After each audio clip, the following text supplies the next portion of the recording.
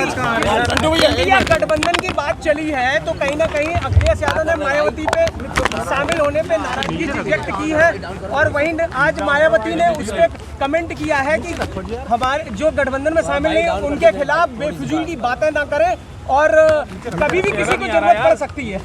देखिए, वो भारतीय जनता पार्टी से दिखना तो चाहिए दूरियां।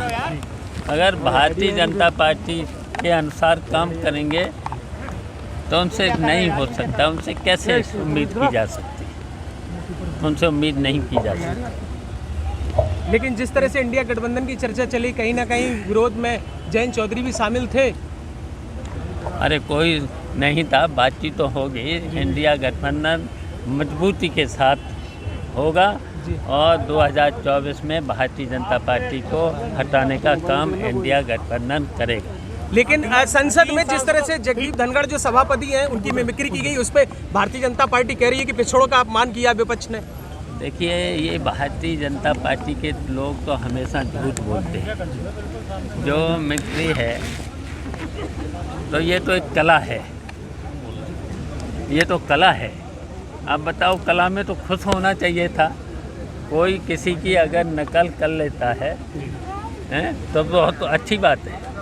अगर हम आप ही लोग बहुत लोगों की नकल करके हमें दिखाते हो तो अच्छी बात होती है, वो तो कला है। अब कला को अगर कहीं पर किसी की आलोचना भी हो जाए, आज चलो जो आदमी अपनी आलोचना सुनता वो ही बड़ा होता है। आपके हिसाब से विपक्ष की तरफ से प्रधानमंत्री पद का दावेदार कौन ठीक रहेगा? बहुत लोग हैं इंडिया गठबंधन में, बहुत लोग हैं। और ये तो हमेशा जब बहुमत आ जाता है तब चुन लिया जाता है, तब कोई कठिनाई नहीं होती। तो क्या मानेगा यूपी से हो सकता है? कर दिया आज 143 लगातार निलंबन जारी है। तो देखिए, भारतीय जनता पार्टी के विपक्ष के लोग, लोकतंत्र में एक तरफ सत्ता पक्ष दूसरा विपक्ष होता है और अगर लोकसभा में विपक्ष नहीं होगा तो फिर जनता की बात को कैसे रखी जाएगी। इनमें भारतीय जनता पार्टी में सुनने की और आलोचना सुनने की सामर्थ्य नहीं है। जबकि ये देखिए, विपक्ष का काम होता है आलोचना करना, सलाह देना। लेकिन ये बताइए, आलोचना नहीं सुनना चाहते। बताइए, जब चूक हुई है लोकसभा में तो जवाब देना चाहिए। प्रधानमंत्री को जवाब देना चाहिए, गृह मंत्री को जवाब देना चाहिए, सरकार को जवाब देना चाहिए। तो बताइए, जवाब कौन देगा? तो ये तो भाग रहे हैं, भारतीय जनता पार्टी के लोग भाग रहे हैं। जवाब देना चाहिए। अगर विपक्ष नहीं होगा तो बताओ फिर लोकतंत्र कहाँ है? लेकिन भाजपा ने बिल पेश किया है, क्रिमिनल लॉ के लिए कुछ कानून बढ़ाए हैं और ऐसे में 143 सांसद मौजूद नहीं है वहाँ पर। तो बताइए, ये क्या सही है?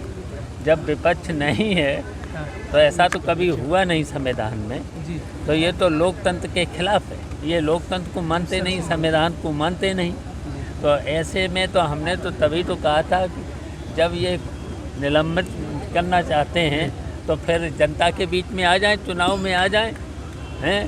फिर तो सब जिन को लोगों को सस्पेंड करते जा रहे हैं तो पूरे विपक्ष को फिर इस्तीफा दे के चुनाव की मांग करना चाहिए। चुनाव में आओ, मैदान में आओ। ठीक है, थैंक यू।